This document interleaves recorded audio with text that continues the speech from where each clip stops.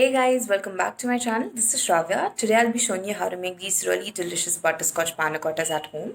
I'll be serving these with some caramelized figs, some fig caramel and a nut crumble. You can replace figs with any kind of fruits like strawberries, cherries or anything of your choice. I'll be using some agar to set my panna cottas since I'm a vegetarian. If you can use gelatin, you can totally go for gelatin. I'll leave a link to the agar powder I've used in my description box below. The agar powder I've used already contains some butterscotch flavor, some sugar and some food color to it. You can totally use some plain agar powder, but the ratios will vary a little. I'll put the ratios in the description box below with the ingredients. All you have to do if you're using plain agar powder is that you have to add some extra vanilla essence or butterscotch essence, and also the amount of sugar you use should be more than I'll be showing you. That's it, so let's get started.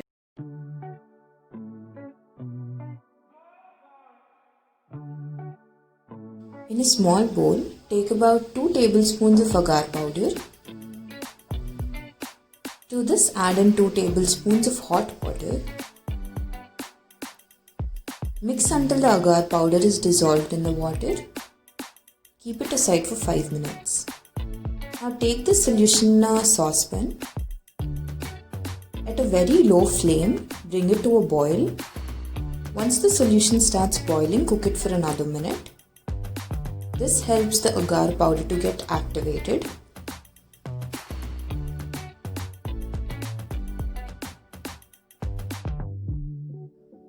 Once it becomes slightly thick, it means it's activated. In another saucepan, take half cup of full fat milk and half cup of cream. To this, add in 2 tablespoons of sugar.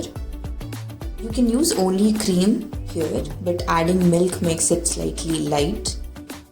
To this, add half a teaspoon of cinnamon powder. This is completely optional. You can skip it or replace it with some cardamom powder, some clove or anything of your choice. Now let the milk warm up.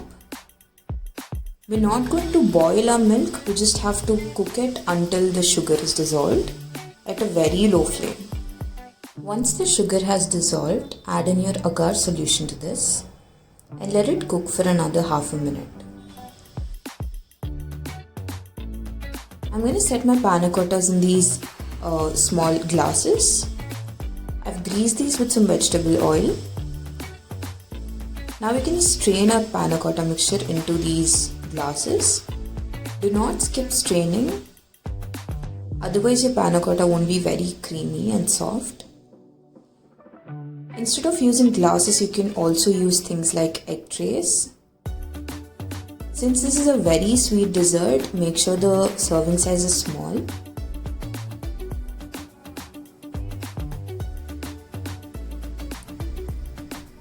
Pour your mixture into the egg trays.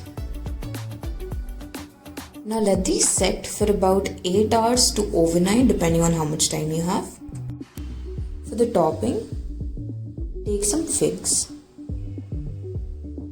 Chop these into thick pieces. Do not chop these very thin, otherwise they might overcook and might become mushy.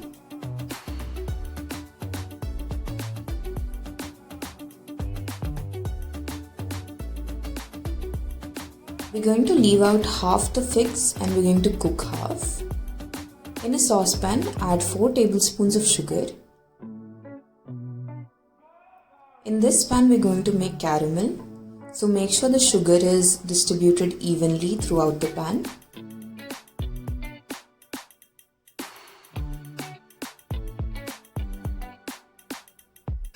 Distribute the sugar evenly. Cook it at very low flame, undisturbed for a minute. After a minute, the sugar starts to dissolve. Now keep stirring constantly, otherwise the sugar might burn. Don't worry about the large crystals, they'll eventually melt. Make sure the flame is very low. Caramel takes only seconds to burn, so just keep an eye on it. Once it starts to change its color, add in 1 tablespoon of butter. Adding butter stops it from cooking further. To this, add in half a cup of full fat milk or cream.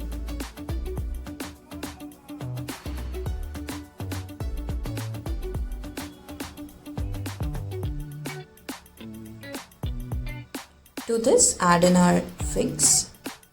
We're going to cook our figs in the caramel sauce for about a minute or until the figs have turned soft.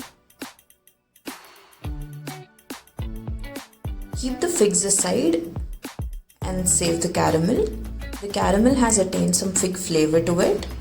We're going to serve it with the panna cotta. For the nut crumble, take 2 tablespoons of whole wheat flour, 1 tablespoon of butter, about 8 cashew nuts, half teaspoon of cinnamon powder, some sugar to taste, and about 8 almonds and half a teaspoon of salt. We're going to blend all of this together until it reaches a texture of some wet sand. Now preheat your oven at 170 degrees Celsius. Take a baking tray, grease it with some oil. Transfer your nut mixture onto this. We're not going to make our nut crumble very sweet, as this is going to cut through all the sweetness in our dessert. Now press your nut crumble evenly.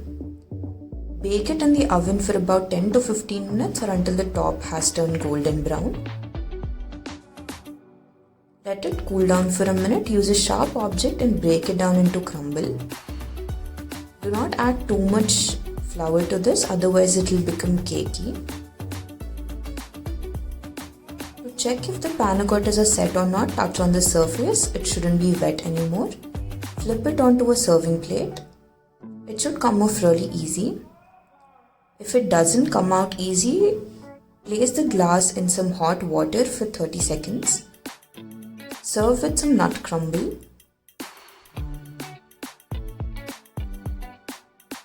Some caramelized figs.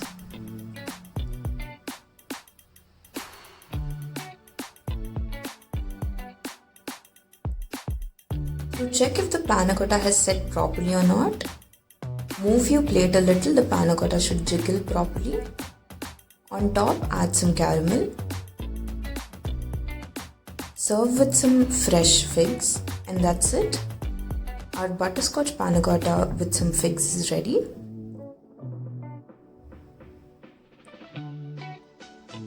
For more interesting recipes like this, do not forget to like, share and subscribe to my channel, and also hit the bell icon.